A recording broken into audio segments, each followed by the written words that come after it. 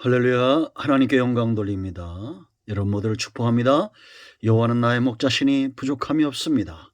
오늘 하루도 분명 여호와 이레의 인도하심이 준비하시는 은혜가 예비된 줄로 믿습니다. 오늘부터 7절로 갑니다. 먼저 기도하겠습니다. 영광과 감사와 존귀가 우리 하나님께 있습니다. 온 마음으로 하나님을 사랑하며 출애굽기의 말씀들을 사모하게 하시니 감사합니다. 하나님께서 영광을 받으시옵소서. 사모하는 모든 주의 백성들에게는 은혜와 회복과 깨달음과 응답의 시간이 되기를 원합니다. 종을 낮추시고 겸손하게 하시고 오직 말씀의 통로만 되게 하옵소서. 오늘도 말씀하실 하나님을 찬양합니다. 이 말씀의 깊은 것들을 깨닫는 은혜로운 시간이 되게 하옵소서. 예수님의 이름으로 사모하며 축복하며 기도합니다. 아멘.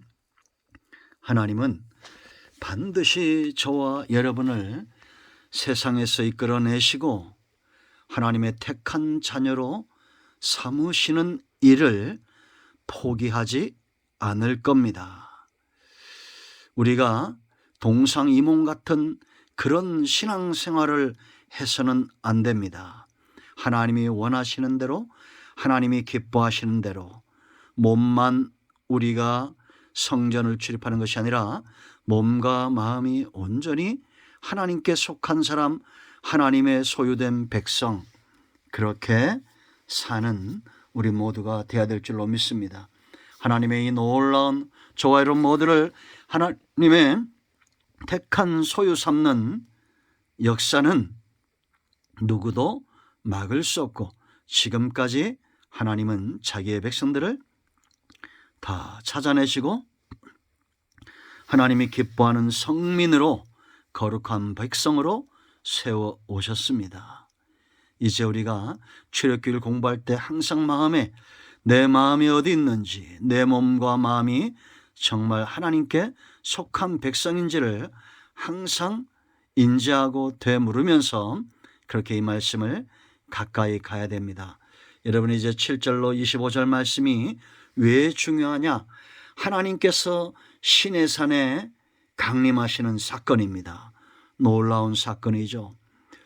여러분, 하나님께서 인간 세상을 오신다는 것 놀라운 축복입니다. 구약에 하나님께서 필요를 따라 하나님께서 이 땅에 현현하셨고, 신약시대 예수님이 친히 육체를 입으시고 세상에 오셨고, 이제 하나님의 영이 믿는 자들 가운데 역사하는 그런 시대가 되었습니다. 저는 단언코 확신하건대 이보다 강력한 능력은 없습니다. 하나님의 능력을 막아설 자 누가 있겠습니까? 구약시대 하나님의 임재하심으로 자기 백성들이 분명히 드러나고, 예수님이 이 땅에 빛으로 오셨을 때 주의 백성들이 예수님을 영접했듯이 이제는 성령 안에서 부르심을 받은 자들이 상속자로, 하나님의 자녀로 거듭나고 변화되고 성화와 영화의 단계로 나아가는 것을 과연 어떤 능력이 맞겠냐라는 것입니다. 여러분, 이제 우리가 7절로 25절까지 주목할 것은 성부 하나님, 성자 하나님, 지금 성령 하나님의 주도적인 구속사의 시대에 우리가 살고 있지만, 여전히 우리가 이 하나님 앞에 서 있는 존재다라는 겁니다. 저와 여러분 모두는 어떤 삶을 삽니까? 하나님 앞에 서 있는 존재, 고람되어 하나님을 의식하고 항상 하나님 앞에 준비되어 있는 존재다라는 겁니다. 그런 자들에게 무엇이 필요한가라는 거예요. 여러분, 우리가 이런 의식을 가지고 이 말씀을 묵상해야 됩니다. 이제 하나님은 시내산에 현현하시고 임재하실 것이고, 이스라엘 백성들은 그 임재하시는 하나님의 영광, 하나님의 일하심을 보게 될 것입니다. 9절입니다. 그 산에 올라갈 수는 없지만 모세와 아론이 하나님 앞에 나아가지만 이스라엘 백성들은 그들이 있어야 될 자리에서 하나님의 나타남을 보고 하시는 말씀을 모세를 통해서 듣고 순종하는 것이 남아 있습니다. 이제 하나님 앞에 서야 될 이스라엘에게 가장 중요한 것들이 있는데 그 첫째는 바로 모세와 같은 사람입니다. 모세 보세요. 모세가 하나님 앞에 나가서 말씀을 듣고 내려왔습니다. 모세가 내려와서 그럽니다. 백성의 장로들을 불러 여호와께서 자기에게 명령하신 그 모든 말씀을 그들 앞에 진술하니 그랬습니다. 여러분, 성도의 삶은 하나님 앞에 나아갔다가 세상으로 내려가는 겁니다.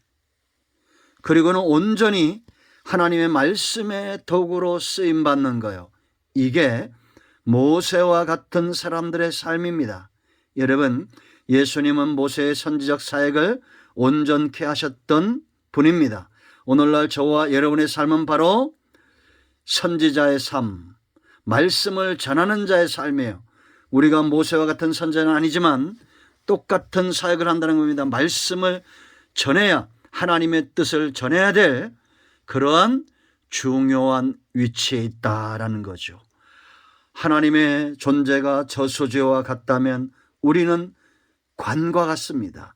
저수지의 물이 관을 통해서 흘러가듯이 우린 그대로 흘려보내야 됩니다. 이것이 더럽혀지면 물이 오염되겠죠. 철저하게 모세는 하나님이 말씀하신 그대로 전하는 그것이 바로 모세의 자리였다라는 겁니다. 하나님 앞에 나아가 은혜를 사모하기를 기뻐하는 자들이 있습니다. 그러나 여러분, 거기에 머물러 있을 수 없습니다. 그리고 하나님의 은혜를 체험하고 말씀을 체험하고는 그대로 입을 닫고 행동을 닫고 있으면 안 됩니다. 어찌해야 됩니까? 은혜는 흘려보내야 됩니다. 말씀은 전파되어져야 됩니다. 복음은 사람들에게 전도되어져야 됩니다. 우리는 어디에 있습니까? 하나님을 외면하고 살든지 하나님 앞에 나가 은혜는 사모하는데 기도도 많이 하고 예배도 하고 성경도 많이 읽는데 우리가 한 번도 내 가장 가까운 자녀들에게나 부모님들에게나 형제들에게나 주변 사람들에게 말씀과 복음의 통로가 되고 있지 못하다면 문제가 심각한 거겠죠. 왜냐? 말씀의 가치 때문입니다. 이 말씀의 가치는 듣는 자들을 변화시키는 능력이 있습니다. 순종케 하는 능력이 있습니다. 말씀 자체의 능력입니다. 검은 벼를수록 날카로워집니다. 그렇지 않습니까? 하물며 하나님의 입에서 나오는 말씀이 그대로 전파된다는 것은 날선 검처럼 역사한다라는 겁니다. 하나님이 벼르신 말씀의 검이 어떤 심령과 골수를 찔러 쪼개지 못할까요? 인간적 생각을 버리고 말씀에 순종해야 됩니다. 여러분, 제가 한두 번 간증한 적이 있죠. 아이들이 한 집에 자녀들이 전도를 받고 교회에 갔습니다. 교회 가서 이 아이들이 은혜를 받았어요. 근데 부모님이 예수를 믿지 않습니다. 전도해야 되는데 방법이 없어요. 그때 하나님이 주신 지혜가 있었습니다. 성경을 큰 소리 내어 읽는 것이었어요. 부모님 입장에서는 아이들이 성경을 읽으니까 얼마나 감사한 일입니까? 그런데 이 아이들이 이제 자기 밤에서 큰 소리로 창세기 출애굽기를 읽습니다.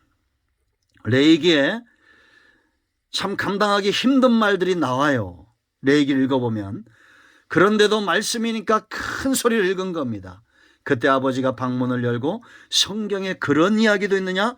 야, 기독교가 진짜다. 성경이 진짜다. 하나님이 진짜다 하고 예수님을 믿었다는 간증이 있습니다. 여러분, 모세처럼 주의 택한 백성들을 하나님 앞에 세우고자 한다면 불순종하고 죄를 짓고 하나님을 떠난 자들 그들을 다시 한번 하나님 앞으로 인도하기 원한다면 말씀의 통로가 되십시오. 그대로 순종하십시오. 명령하신 대로 순종하면 이 말씀의 능력이 사람들을 하나님 앞에 세울 것입니다. 우리 모두가 모세처럼 오직 말씀, 오직 은혜, 오직 복음의 통로만 되기를, 내 생각과 내 이상들을, 내 사상들을 썩지 마세요. 세상에 잡다한 웃기는 이야기들도 썩지 마세요. 오직 말씀과 복음의 통로만 되세요. 그러면 그 말씀 자체의 효력과 능력과 그 말씀의 가치가 사람들을 하나님 앞에 세울 것입니다. 지금까지 교회는 말씀의 통로로 존재했습니다. 아멘. 기도하겠습니다. 할렐루야. 말씀이 육신이 되어 우리 가운데 오신 주님을 본받기 원합니다.